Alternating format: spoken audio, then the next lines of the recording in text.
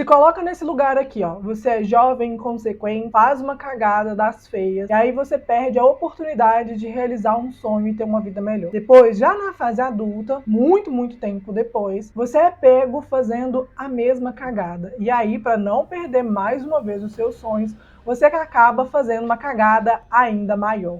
O caso de hoje é o famoso caso que aconteceu dentro da loja Lululemon. Oi, eu sou a Paula, seja bem-vindo a mais um vídeo desse canal que a gente conta fragmentos de histórias reais, histórias bizarras, histórias curiosas. Se você não é um inscrito ainda, se inscreve porque você fortalece muito e me incentiva muito a trazer cada vez mais histórias aqui para vocês. E no vídeo de hoje eu vou contar para vocês uma das histórias que mais mexeu comigo, no sentido de que você nunca sabe com quem você está cruzando. Às vezes você pode cruzar com pessoas más, e muitas vezes você nunca vai saber que aquela pessoa é má de verdade, a não ser que você seja a vítima dela. Então, assim, o caso de hoje me pega por isso. Antes de iniciar, eu quero dar só um recadinho. Existem muitas fontes divergentes desse caso. Então, o que eu vou falar aqui para vocês é o que eu peguei de várias fontes e que eu achei mais plausível para o caso, tá? Mas pode ser que você lendo a respeito da história, ou talvez vendo outro vídeo de outra pessoa, pode ser que algum detalhe ou outro esteja diferente, mas nada disso provavelmente vai mudar o início e a conclusão dos fatos. A Brittany Norwood nasceu em 1982. Ela era uma das 9 filhas de um casal que, na verdade, passavam por certas dificuldades financeiras. Seu pai, ele trabalhava numa loja local ali, e ele realmente trabalhava muito, ele pegava turnos duplos, muitas vezes nem via os filhos, porque ele tinha que trabalhar muito para dar conta das contas. E às vezes as contas ainda nem fechavam. Só que os pais, eles sempre tentaram passar valores muito altos para os filhos, e eles sempre tentaram colocar na cabeça dos filhos que para eles terem um futuro, eles tinham que estudar, eles tinham que ser bons nas escolas, e como eles não tinham grana para pagar uma faculdade, eles tinham que se destacar em alguma coisa. Então, podia ser nos estudos, podia ser no esporte, podia ser em artes, porque a gente já sabe, né, que tudo isso nos Estados Unidos, quando você é um destaque muito grande, a facilidade de você conseguir uma bolsa de estudos de ensino superior é muito grande. No caso da Brittany, ela sempre soube disso, então ela era uma boa aluna e ela se destacava muito no futebol. O futebol nos Estados Unidos feminino é muito grande, muito maior do que o que a gente conhece aqui no Brasil. Então ele é muito bem visto e existem muitas atletas que sonham em jogar profissionalmente futebol. A Brittany era uma dessas pessoas, e como ela já tinha sido destaque em vários campeonatos que ela participou, campeonatos escolares, campeonatos estaduais, ela logo foi vista por olheiros e foi convidada para estudar com bolsa integral em uma universidade em Nova York, em Long Island. Ela ficou meio receosa de aceitar, porque afinal de contas ela nunca tinha ficado distante da família dela, dos amigos dela, mas os pais incentivaram ela a ir para lá. Afinal de contas, aquela era uma oportunidade incrível que ela teria na vida e provavelmente seria a única oportunidade grande assim que ela teria na vida. Então ela acabou aceitando. Ela, no início, né, quando ela tinha acabado de chegar na universidade, ela era um destaque, assim, muito grande. Só que a Brittany, ela sentiu muita falta da família dela. Como era uma família que tinha pouca grana, né, eles não conseguiam se ver com muita frequência. Então, eram raríssimas as vezes que a Brittany tinha como ir visitar os pais. Afinal de contas, era do outro lado do país. Os 2 primeiros anos para a Brittany foram muito difíceis. E isso porque ela não estava acostumada a ficar longe dos pais. Mas ainda assim, ela ainda tinha as meninas do time, ela ainda tinha uma outra menina conhecida, só que ela não era uma menina de fazer muita amizade. Então ela estava sentindo muita falta da família, muita falta dos amigos. Por conta disso, ela começou a apresentar alguns comportamentos que não eram muito do feitio dela, como, por exemplo, uma vez, ela foi pega dirigindo embriagada. E aí ela foi presa, ela depois foi liberada e ela tinha que voltar na delegacia depois e ela nunca voltou. Então, assim, estavam acontecendo pequenas coisas, né? A família dela, como não tinha muito dinheiro, eles não conseguiam visitá-la sempre e ela sentia muita falta disso.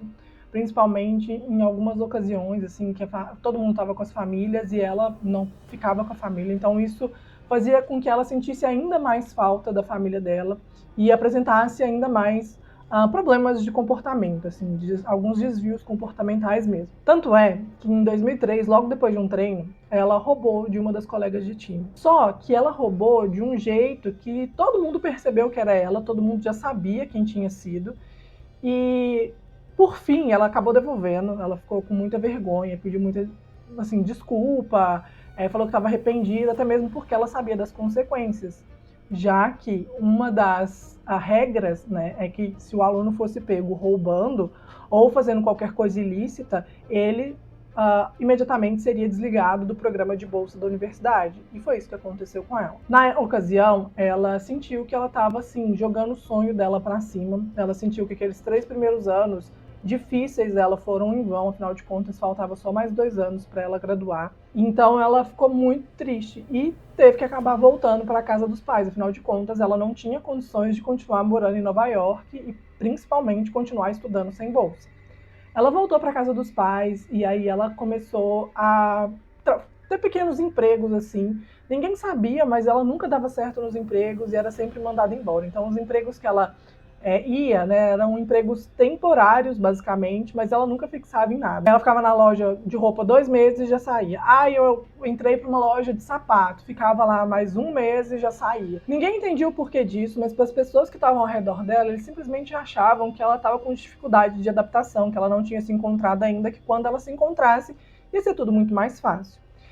E aí que ela trabalhou por um tempo, ela conseguiu juntar um dinheirinho, mesmo que pouco, porque afinal de contas ela também ajudava em casa. Então ela juntou um dinheirinho e aí ela colocou na cabeça que ela queria ser personal trainer. E personal trainer nos Estados Unidos não é como aqui no Brasil, que a pessoa precisa fazer faculdade de educação física, depois se especializar. No caso dela, ela não fez nada disso, né? Afinal de contas, lá nos Estados Unidos você faz um curso rápido de alguns meses, normalmente eu andei pesquisando, normalmente em torno de 90 dias os cursos, e aí você consegue se formar e já atuar como um personal trainer. E era isso que ela queria fazer. Só que ali, onde ela morava, não tinha muita demanda para isso. Então, como ela tinha irmãos, né, que moravam em Washington, D.C., e lá era uma área que tinha muita solicitação desse tipo de serviço, ela resolveu se mudar para lá. Ela juntou dinheiro para ela conseguir ficar lá por um tempinho, sabendo que logo ela já tinha que encontrar um emprego para ela conseguir se manter por lá. Claro que ela tinha o apoio dos irmãos, que eram muito bem sucedidos, por sinal, era um médico e um advogado, mas ela ainda assim, né, queria ter a independência dela e ela precisava trabalhar para conseguir comprar as coisas dela e também para poder pagar o curso que ela ia fazer. Chegando em Washington, ela já foi direto procurar esse emprego, porque ela sabia que isso era necessidade imediata. Então, ela começou a andar nos bairros mais ricos e mais caros ali de Washington. Num desses bairros mais nobres, ela viu uma academia gigante que ela logo mentalizou que ela queria trabalhar naquela academia. Era uma academia realmente para pessoas muito ricas e logo ela pensou que ali naquela academia teria muita demanda para o serviço dela. Então, ela foi lá ver de perto essa academia e lá na rua da academia mesmo, ela viu uma plaquinha de contratação na Lululemon. A Lululemon é uma loja de roupa para esporte, né? Roupas de yoga, roupas de academia, e são roupas muito caras. Inclusive, é uma boutique muito cara. Nos Estados Unidos você só encontra ela em bairro caro ou então em shopping, enfim. É de fato uma coisa bem cara. Então ela pensou, bom, aqui vai ser fácil, né? Porque aqui eu já estou vendendo roupa, eu vou conhecer pessoas que já frequentam a academia, então para mim vai ser ótimo, né? Já vai ser assim um passo dado. E aí ela se candidatou para a vaga de vendedora e ela conseguiu o emprego. Na cabeça dela, lógico que ela não queria construir carreira no Lululemon. Ela queria simplesmente conhecer pessoas, fazer um networking bom ali, né? E também, obviamente, juntar dinheiro para conseguir pagar o curso dela, para ela finalizar o curso e aí sim ela começar a dar as aulas de personal dela. Não adiantava, gente, ela só se identificava mesmo com questão de esportes e como ela não poderia mais ser uma jogadora profissional de futebol, porque ela não estava na universidade, ela ficou mal falada e tal. Então, ela tinha que ir para outros meios, e o meio que ela encontrou foi sendo personal trainer. A Lululemon, ela funcionava por turnos, então a equipe, ela sempre mudava. Os colegas dela de trabalho nunca eram os mesmos que estavam lá, mas sempre tinha pessoas que estavam responsáveis, né, e os vendedores mais novos. Bom, então no caso, a Brittany, ela era simplesmente uma vendedora iniciante, então ela não tinha chave de porta, ela fazia o turno dela, que era vender, e ir embora. E aí, aqueles que tinham as chaves e tal, eram os supervisores de vendas. Então, esses supervisores, eles sempre estavam com um funcionário. Nunca estavam 2 supervisores. Esses supervisores nunca eram os mesmos para os vendedores. Então, estava sempre mudando de supervisor, de vendedor. Sempre tinha um giro muito grande ali na loja. Uma dessas supervisoras era a Jaina Murray. Ela já estava lá há mais ou menos um ano. E ela tinha entrado para ajudar ela financeiramente com o mestrado que ela estava fazendo e também na tese de mestrado dela, porque na tese de mestrado dela ela resolveu falar sobre a Lululemon. Só que a ideia da Jaina também era simplesmente terminar o mestrado dela e sair de lá. Só que já estava se estendendo há um tempo, né? O pessoal viu que ela era uma pessoa confiável e tal, e subiu ela de cargo. Ela entrou lá também como vendedora iniciante, e agora ela era uma supervisora de vendas. Ou seja, ela era uma pessoa que abria a loja e ela fechava a loja no dia dela. A Jaina era muito boa nos esportes também, e o esporte também ajudou a Jaina a chegar em vários lugares, né? Inclusive, ela formou na faculdade, só que ela não foi pro lado esportivo, não. Ela formou na faculdade de negócios e aí ela estava fazendo um mestrado de negócios também. Ela não quis levar para frente o esporte, mas o esporte foi o que proporcionou para ela grandes coisas na vida. As duas, gente, elas não eram amigas. Na verdade, a Brittany não fez amizade assim com nenhuma pessoa ali dentro da Lululemon. Elas basicamente se tratavam como colegas de trabalho, normal, elas se respeitavam, mas nada demais, não era aquela pessoa que ela ficava batendo papo, trocando ideia, nem nada disso. Inclusive, quando uma precisava da outra, era uma coisa meio assim, de pedir favor e tal. Por exemplo, eu preciso sair mais cedo e tal. Mas assim, nada de amizade mesmo. A Brittany, ela não tinha amizade forte assim com ninguém ali dentro da empresa. Em março de 2011, o turno estava quase acabando, então elas estavam arrumando suas coisas para ir embora, não tinha nenhum cliente na loja, e ficaram só esperando dar o horário para elas saírem da loja e fechar a loja. O horário deu, elas saíram, a Brittany foi pegar o metrô e a Jaina foi de carro, então ela foi para o estacionamento pegar o carro dela.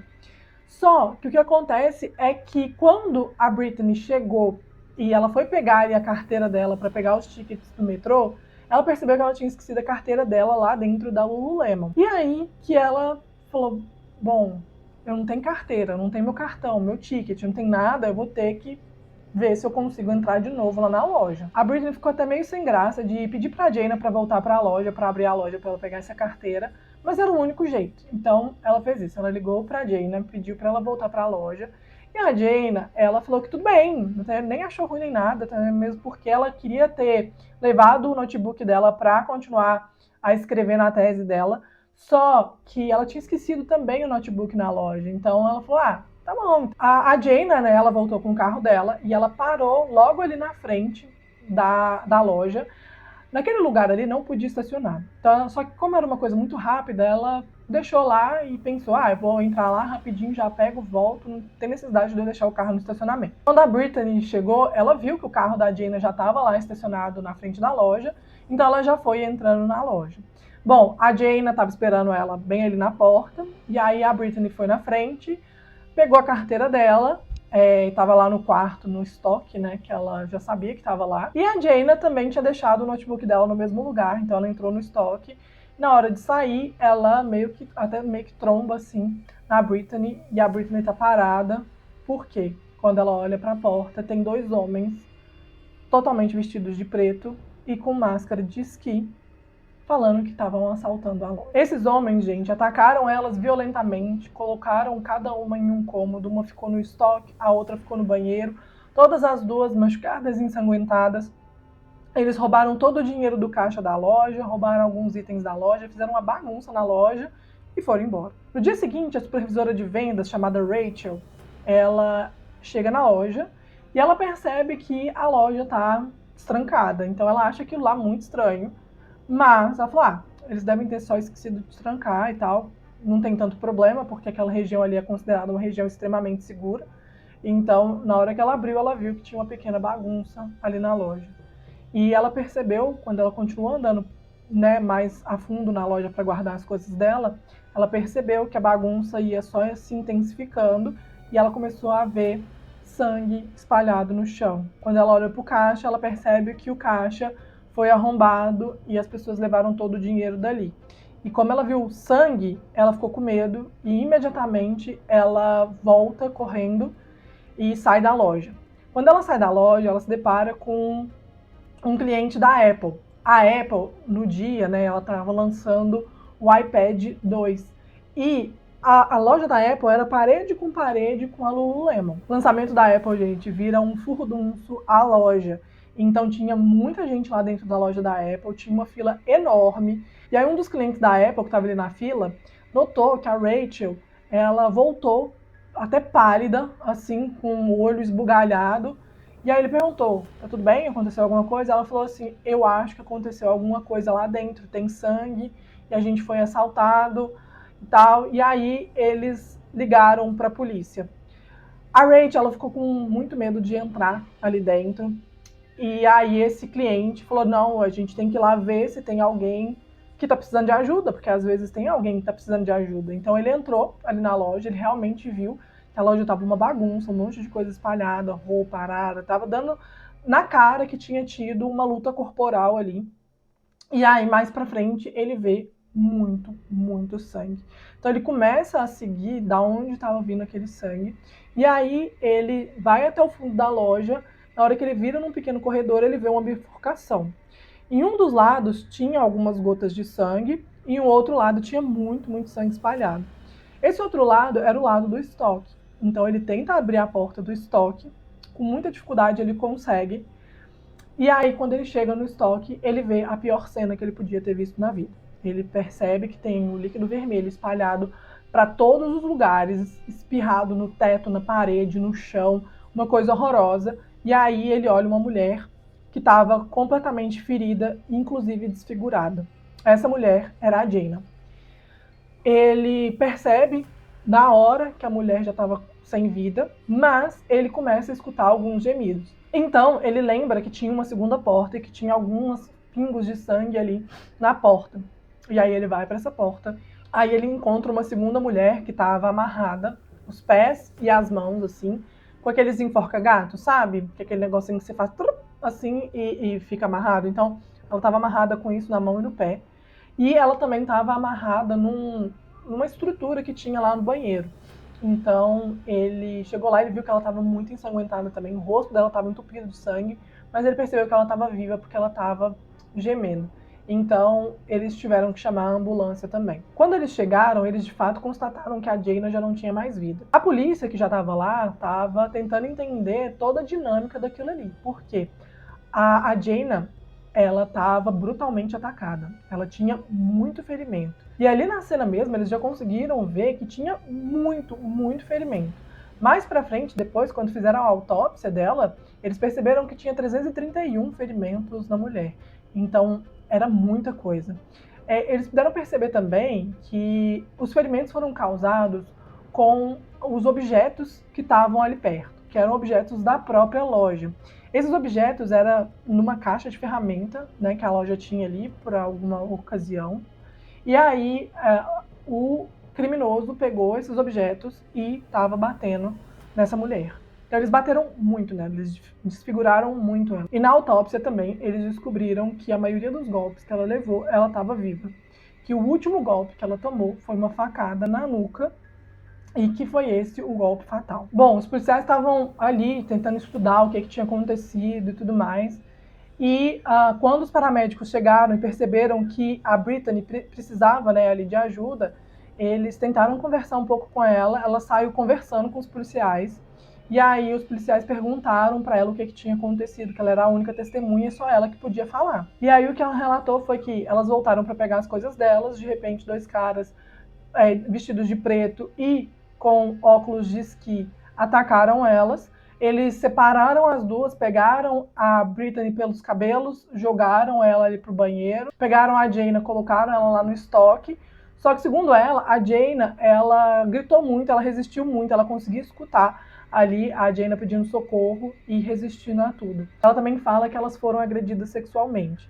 E os policiais acharam que isso era algo bem viável, porque a calça das duas estava vestida de um jeito muito estranho e a calça da Brittany estava rasgada. Então a Brittany, que estava sendo atendida ali pelos paramédicos, ela foi encaminhada para o hospital, porque ela tinha 3 ferimentos muito profundos, que não era uma coisa assim muito simples, que ela precisava levar pontos. Então que ela precisava de atendimento médico. Então ela foi para o hospital, eles fizeram exames, mas eles não acharam tão prudente fazer o exame para saber se ela tinha sofrido abuso sexual ali naquele momento, porque ela já estava muito fragilizada, ela perdeu muito sangue e tal, porque ela realmente estava muito coberta de sangue. Ela tinha 3 ferimentos muito profundos e ela tinha centenas de ferimentos bem superficiais, sabe? Então, parecendo que ela tinha levado arranhões, assim. Então, isso foi, né, constatado. Só que o que a polícia não estava entendendo era por que, afinal de contas, que a Brittany tinha só 3 ferimentos tão brutais e a Jayna tinha 331, porque isso não era compatível para uma cena de crime, né? Normalmente, quando é brutal com uma pessoa, é brutal com a outra também. E aí, isso não estava se encaixando muito bem. Então, eles ficaram um pouco desconfiados do que a Brittany estava falando. Eles resolveram ir até a vizinhança e pegaram ali a única câmera de segurança que a Lululemon tinha. E nessa câmera de segurança, eles realmente viram 2 homens de preto passando na frente da câmera, mais ou menos no horário que ela tinha informado. Então, eles não conseguiram ver o rosto, eles conseguiram ver esses 2 homens andando simplesmente de costas. Então, eles não conseguiam ter nenhum tipo de característica, a não ser que um era muito mais alto que o outro. Outra coisa que eles fizeram foi entrar em contato com os funcionários da Apple. Isso porque a Apple era parede com a Lululemon. Então, eles precisavam saber se eles tinham visto ou ouvido alguma coisa de estranho. Os funcionários da Apple realmente relataram que eles ouviram 2 mulheres brigando, que era grito de mulher, e que eles não fizeram nada porque eles simplesmente acharam que fosse alguma coisa simples, né? Mulher fazendo drama, na opinião deles. Então, os policiais ficaram abismados que eles não tinham feito absolutamente nada e que dava, assim, para escutar. Tem até na câmera, né, da Apple, que os funcionários estão lá trabalhando e dá para escutar de fundo, né, pessoas gritando, pedindo pelo amor de Deus, pedindo ajuda, e eles trabalhando plenos, assim, como se nada tivesse acontecido. Bom, eles foram avaliar de novo a cena do crime e começaram a ver coisas assim, por exemplo, eles viram pegadas de sangue que eram compatíveis com o tênis da Brittany e também com o tênis da Jayna. E eles também viram uma terceira pegada, que era de um tênis muito maior. Então eles tentaram encontrar qual tênis era compatível com aquele solado que estava marcado ali. Eles descobriram que aquele tênis ali era um tênis da loja, que a loja emprestava para os clientes experimentarem a roupa com o tênis. Ele não era um tênis que estava tipo no estoque para venda, né? Então existiam esses tênis de todos os tamanhos e esse era um tênis específico, né? Era um tênis muito grande. Então tinha esse tênis marcado e esse tênis estava guardadinho com pequenos respingos de sangue lá no estoque. O que não fazia sentido nenhum, né? Afinal de contas, o que a pessoa que atacou elas fez? Ele tirou o sapato na porta da loja, usou um sapato da loja, fez tudo o que fez, guardou o sapato e depois foi lá pegar o sapato dele? Como assim, né? Isso não fazia sentido nenhum. Era uma coisa assim que era inimaginável para os oficiais que estavam ali investigando esse caso. Então isso foi mais uma pulguinha atrás da orelha. No dia seguinte, o carro da Jayna não estava mais lá na porta. E eles foram descobrir que o carro dela estava estacionado no estacionamento de costume que a Jayna costumava a colocar. Porém, como o carro estava na frente da loja, ali nas câmeras eles conseguiam ver um pedacinho do carro, né, que estava estacionado em lugar irregular, porém na frente da loja. E em determinado momento esse carro sai de lá. Bom, eles chamaram a Brittany mais uma vez para depor. E a Brittany, ela começou a falar que não estava lembrando de mais nada, mas estava disposta a ajudar, que tudo que eles precisassem ela ia falar quando ela lembrasse. E aí ela volta para casa. Eles mandaram, gente, alguns exames, né, para análise, inclusive pediram DNA, né, do carro, que eles encontraram cabelo dentro do carro, eles encontraram marca de digital dentro do carro da Jayna, então eles mandaram isso tudo para análise. E aí quando esses DNAs ficaram prontos, eles já sabiam que tinha DNA da Brittany dentro do carro da Jaina. Bom, depois disso, eles solicitaram a Brittany mais uma vez na delegacia e ela foi. E aí eles perguntaram para ela mais uma vez o que tinha acontecido. Ela estava contando a história mais uma vez e eles falaram: Brittany, a gente já sabe o que aconteceu. Aí ela: não, mas eu tô te falando o que aconteceu, foi isso que aconteceu. Eles falaram: a gente precisa da sua ajuda para você contar pra gente a verdade, a gente só precisa disso. E aí ela sempre contava aquela mesma história dos caras lá de máscara de esqui e tudo mais. E aí eles falaram assim pra ela: a gente só tem mais uma pergunta. Alguma vez na vida você já dirigiu o carro da Jaina ou já entrou lá como passageira? E ela falou: não, nunca entrei no carro dela, nem sei que carro que é. E aí, gente, esse detalhe foi o que a polícia usou para contestar ela. Ele falou: então como que o seu cabelo, sua digital e um monte de DNA seu tá no banco do motorista do carro da Jaina? E aí ela começou a contar outra história, falando que depois de que tudo tinha acontecido, os assaltantes mandaram ela pegar o carro e colocar em outro lugar, porque eles não queriam chamar atenção caso passasse algum policial, alguma coisa lá, eles não queriam chamar atenção. E ela falou que ela estava com tanto medo que ela não pensou nem em sair correndo, em desobedecer, que inclusive no caminho ela viu uma viatura de polícia, mas que ela simplesmente ignorou, e aí ela deixou o carro lá no estacionamento que a Jaina deixava de costume e voltou para a loja. Então, assim, gente, era uma mentira descabida isso. E aí eles perguntaram se ela queria chamar alguém, e ela chamou o irmão dela. Então o irmão dela falou assim: a gente só precisa saber se você fez isso. A gente precisa entender o que você fez para eu conseguir chamar o advogado certo, não adianta. Então é aí que a Brittany conta que ela fez, que não foi nada premeditado, mas que ela fez o seguinte: ela chegou naquele dia na Lululemon, que ela tava mexendo em umas coisas e que a Jaina viu ela guardando uma calça legging na bolsa. Teve uma contestação da Jaina para ela, falando que aquela calça não devia estar na bolsa dela, porque aquela calça nunca foi passada no sistema da loja. E então a Brittany falou que ela não foi passada porque o sistema da loja não estava funcionando naquele momento, mas que ela ia comprar a calça da loja. E aí as duas começaram a discutir e tiveram alguns confrontos ali. Antes mesmo de ir embora, teve um último confronto, né, que a Jaina falou: eu espero que você devolva a calça e tal. E aí, realmente, elas foram embora, ela realmente esqueceu a carteira dela, e quando elas voltaram, a Jaina comentou aquilo lá da calça de novo. Foi aí, então, que a Brittany pegou um ferro que tinha ali na loja e agrediu a Jaina. O que aconteceu, gente, foi o seguinte: ela agrediu a Jaina várias vezes. A Jaina não desmaiava, ela não caía, então ela estava meio tonta só.Ela pegou a Jaina, levou ela lá pro quartinho de estoque, e ela estava percebendo que aquele cano lá era muito leve para ela conseguir derrubar a Jaina de fato. E o medo dela era que a Jaina reportasse isso para os superiores e que ela fosse mandada embora, e que mais uma vez o sonho dela acabasse por conta de um roubo. E aí que ela começou a bater na Jaina, e ela falou que a raiva foi tomando ela, e ela achou aquela caixa de ferramentas e ela começou a bater nela com algumas ferramentas. Então ela pegava a ferramenta, batia, via que não surtia efeito, deixava a ferramenta, pegava outra, batia de novo, via que a Jaina não estava morrendo, que ela fazia barulho ainda, que ela pedia por ajuda e tal, e perguntava: por que você está fazendo isso? E isso dava ódio nela. Depois que ela já tinha batido nela muitas vezes, que ela estava cansada, ela ficou irritada porque a Jaina ainda respirava.